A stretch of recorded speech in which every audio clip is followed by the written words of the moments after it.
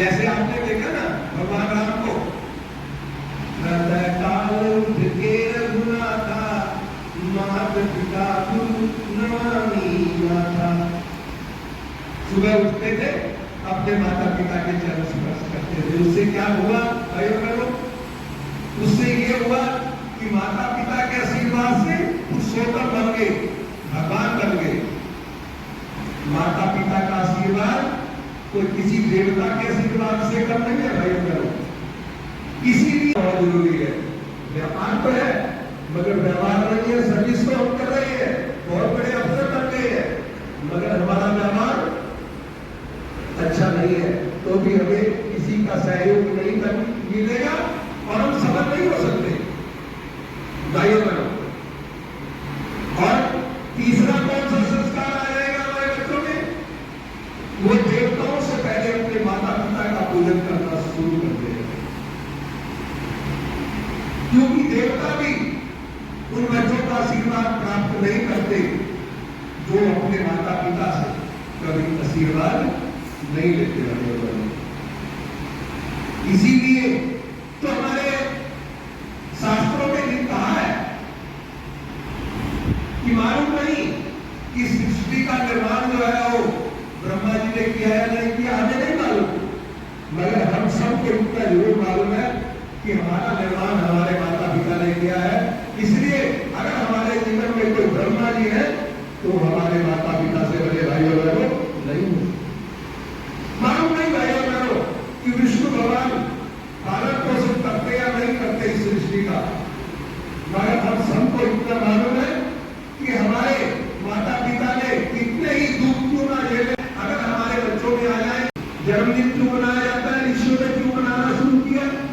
भाइयों बहनों सबसे पहले अपने बच्चों को कहिए कि अपने समीक्षा करें। जैसे हम लोग अपने बिजनेस का एक साल की बैलेंस शीट बनाते हैं ना, बच्चा हमारा अपने जीवन की बैलेंस शीट बनाए, देखे वो अपने जीवन में कि पिछले साल में क्या क्या मेरे से भूलें हुई, क्या क्या गलतियां हुई।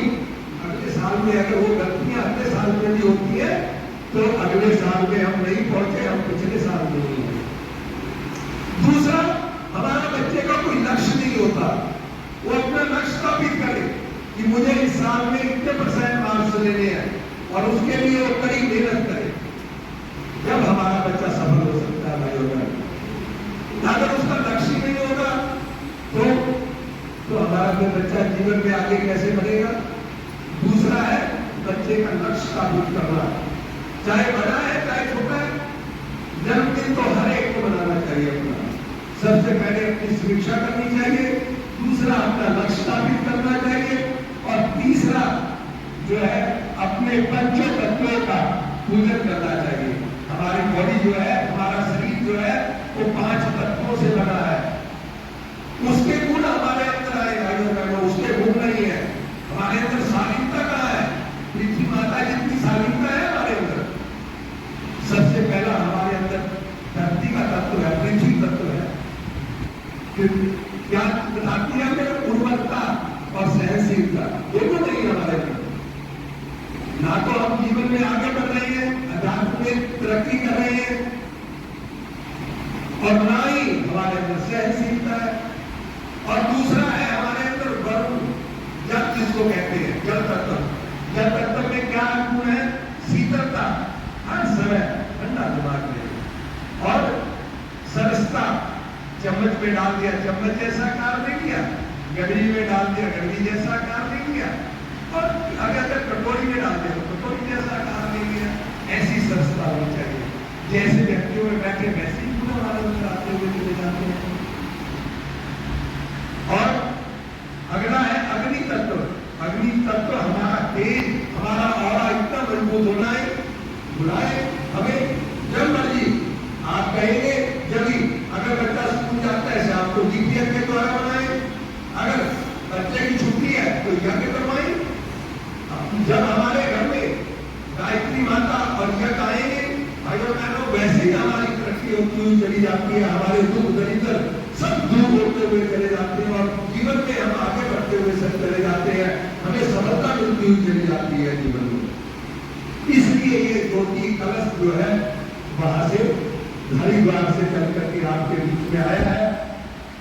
आप लोग सभी जो है अपने परिवारों में संस्कारों के द्वारा और अच्छे गुणों के द्वारा अपने बच्चों में अच्छे संस्कार उत्पन्न करें और ताकि हमारे घर परिवारों में देवत्व का हो गया हो और स्वर्ग सा वातावरण बने। इसीलिए हम लोग यहाँ पे आए हैं। आइए, आने वाला युग कैसा होगा भाई और बहनों, हम उसकी भी चर्चा करते हैं। आइए, गीत के द्वारा हमारा आगे जो है सतयुग जो आने जा रहा है। अभी तो आप ये सोचेंगे कि आरती सजा लो, ये दीप जला लो, चलो करें स्वागत, आरती सजा लो, ये दीप जला लो, ये नया युग चला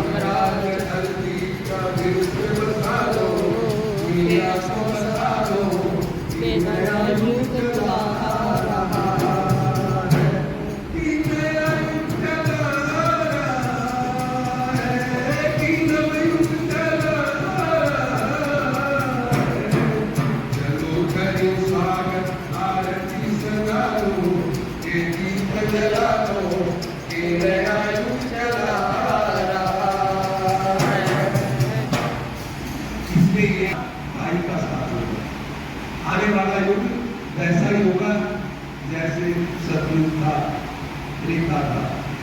तो अब और कुछ दूसरे संस्कार होता है भाइयों बहनों। माँ को बताया जाता है कि आप जैसी संतान चाहते हैं, आपको अपने परिवार का वातावरण और अपना आचरण व्यवहार ऐसा बनाना पड़ेगा। और फिर नामकरण संस्कार होता है और नामकरण के बाद अन्नप्राशन संस्कार होता है। जब बच्चा 6 महीने का हो जाता है तो जैसा खाए अन्न वैसा बने मन। और फिर 9 महीने के बाद बच्चे का मुंडन किया जाता है, क्योंकि बालों के रूप में जो संस्कार बच्चे के साथ आते हैं उनको काट करके जो है वो हम नए संस्कारों की स्थापना करते हैं। फिर हर साल बच्चे का जन्मदिन मनाया जाता है ताकि हमारा बच्चा ऊर्ध्वगामी हो, आगे की सोचे हमेशा ऊंचा उठता हुआ चला जाए जीवन में। यही प्रेरणा देते हुए आइए शांति पाठ करते हैं। ओम जाओ शांति अंतरिक्ष शांति पृथ्वी शांति आकाश शांति औषधयः शांति वनस्पतयः शांति ब्रह्म शांति सर्वगुण शांति शांति रेव शांति शामा शांति ओम शांति शांति शांति सर्वारिष्ट सुशांतिर्भवतु।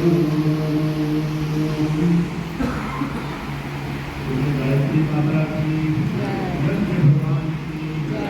भगवान की भारतीय संस्कृति की भारत माता की भारत माता की एक बनेंगे हम सुधरेंगे।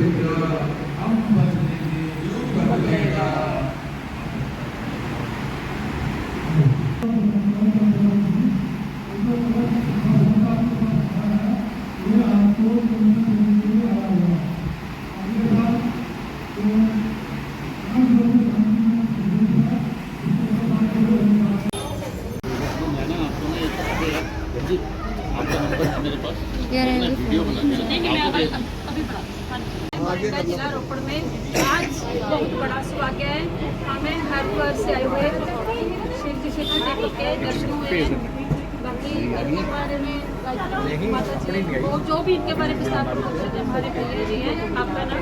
मेरा नाम ओम प्रकाश सहगल है जी, रोपड़ से हूँ वैसे, लेकिन ये वाला जो आपका कलश यात्रा है ये शांति कुंज हरिद्वार से चली हुई है।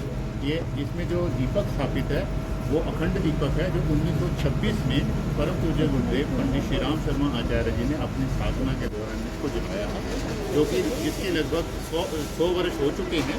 और ये जो 100 वर्ष हैं, ये 100 वर्ष की शताब्दी मनाने के लिए भारतवर्ष के हर घर में, हर जिले में, हर घर में ये जो यात्रा है वो जारी है।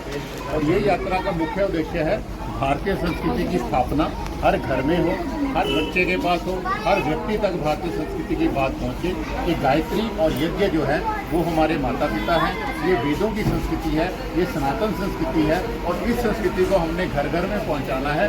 इसी उद्देश्य को लेकर ये जो यात्रा है वो शांति कुंज हरिद्वार से चलकर मोरिंगा में आई है और इसके बाद ये रोपड़ जाएगी।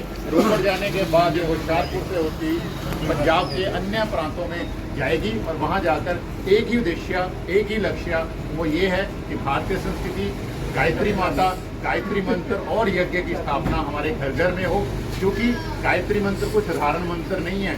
स्वयं भगवान कृष्ण ने गीता में कहा है गायत्री छंदसा माहम, कि जो छंदों में छंद गायत्री है वो मैं ही हूँ। तो भगवान कृष्ण ही गायत्री हैं, गायत्री ही भगवान कृष्ण है।